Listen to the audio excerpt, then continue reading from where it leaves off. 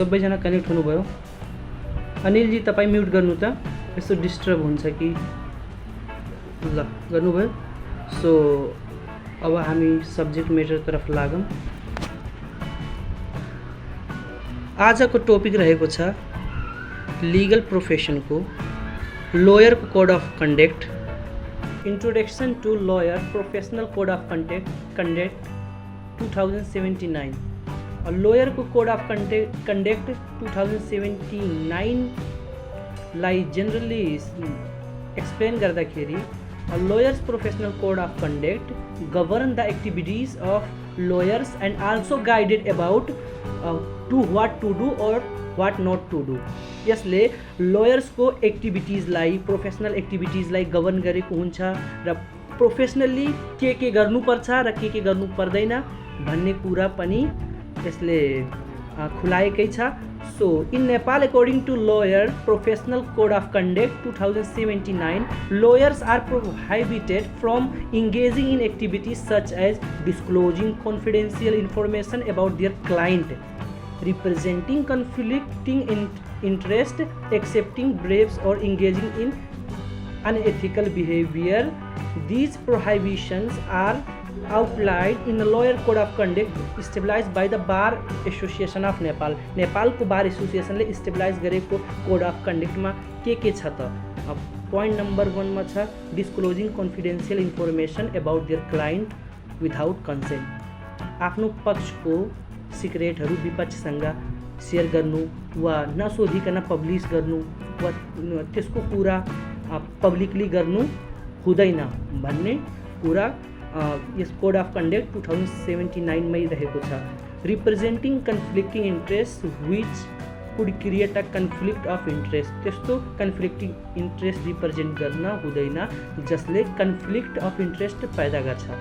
And थर्डमा छ accepting briefs और engaging in a corrupt practice, corruption भ्रष्टाचार जस्तो प्र्याक्टिसमा लाग्नु हुँदैन भन्ने कुरा यही कोड अफ कन्डक्ट 2079 मै उल्लेख गरिएको छ।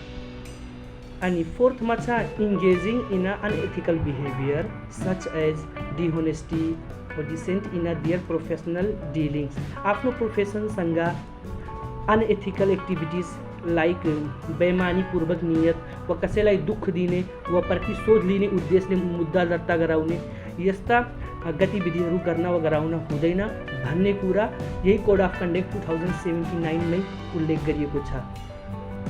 एन्ड फिफ्थमा भन्छ violating the professional standard and ethics outlined by the Nepal bar association. And सिक्समा के भन्छ failing to maintain the integrity and dignity of legal profession. लयरले जुनसुकै एक्टिभिटिज गर्दाखेरि प्रोफेसनसँग रिलेटेड जुनसुकै स्टेप लिँदाखेरि त्यहाँ डिग्निटी लिगल प्रोफेसनको डिग्निटी मेन्टेन गरेर काम गर्नुपर्छ। त्यहाँ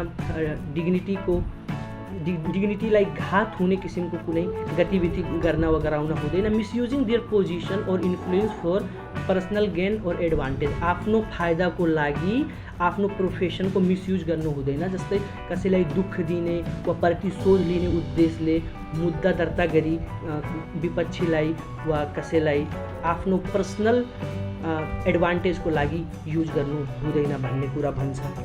अनि 8 मा के भन्छ engaging in an activity that undermines the administration of justice और द रुल अफ ल।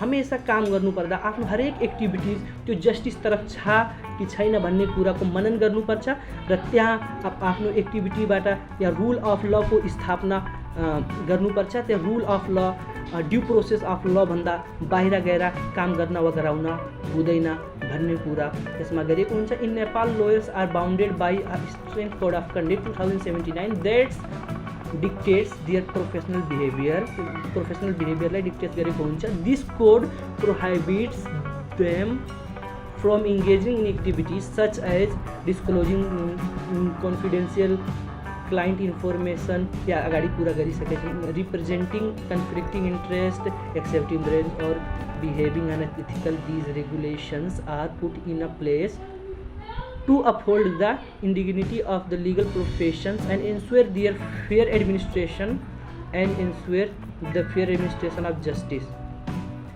सो यही माथि पोइन्टमा डिस्कस गरेको कुराहरू यहाँ समराइज गरिएको छ। एन्ड लास्टमा के भन्छ, by adhering to these ethical standards lawyers in Nepal demonstrate their commitment to upholding the rule of law and promoting justice. त्यो आफूले कमिटमेन्ट गर्नुपर्छ भित्रैबाट कि म रुल अफ ल र जस्टिसलाई प्रमोट गर्छु through their honourable conduct. They contribute to the stability and integrity of legal system. Legal सिस्टमको इन्टिग्रिटी र स्टेबिलिटीमा कन्ट्रिब्युट गरेको हुन्छ।